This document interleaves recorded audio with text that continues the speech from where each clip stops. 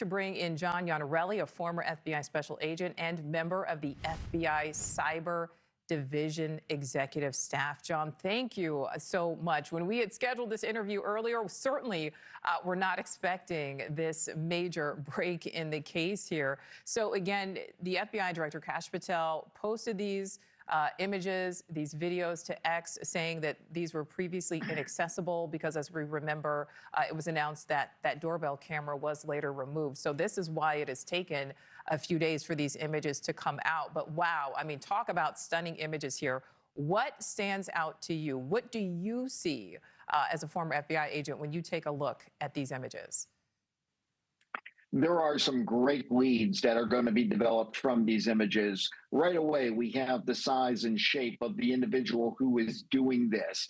The FBI is going to be able to forensically analyze these photographs and tell us exactly how tall the individual is, approximate weight. More importantly, look at the clothing the person has on. It's fairly distinctive. Somebody's going to recognize this clothing from this individual, or perhaps if the clothing was recently purchased, somebody's going to recognize who they sold this clothing to. Lots of leads are going to come out of these pictures that were developed today.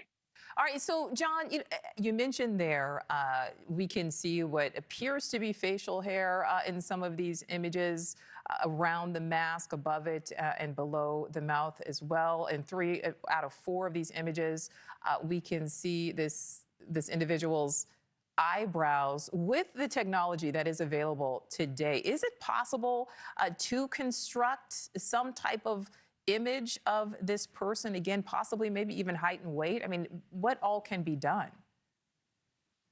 They're going to have a general idea of this person's size and build as far as complexion, etc., only from what you see around the openings near the eyes, the mouth.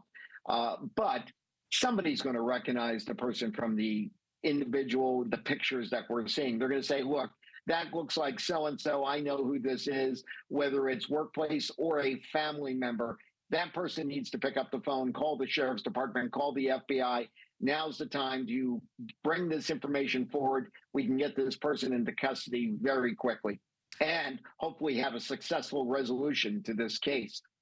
All right, and so this is a Nest camera, Google Nest camera. So in terms of the images, the flashes of light, we know that this camera has an infrared function, and then it sends out a beam when movement is detected. So if something is infrared, it doesn't pick up colors like a daylight camera would, but does the infrared in any way give us information that maybe normal lighting, that daylighting would not?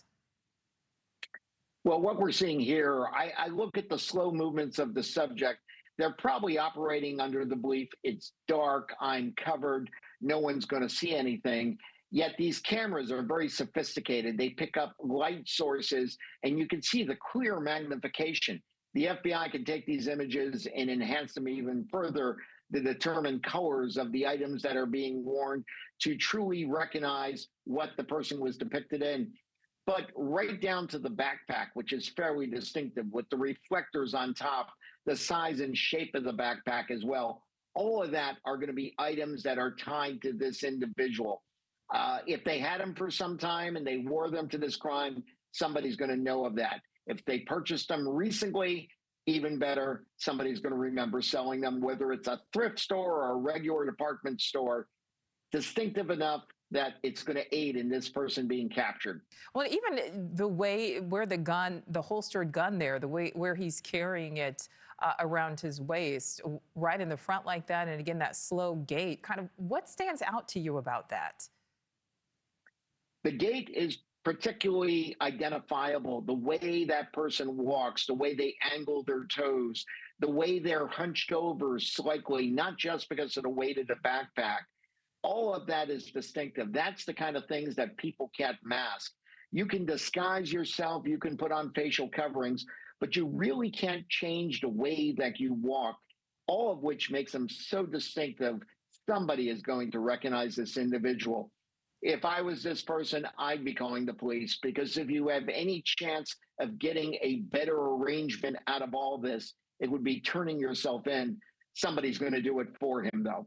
Thank you for watching. Subscribe below and download our NewsNation app right now on your phone, and you will get fact-based, unbiased news for all Americans.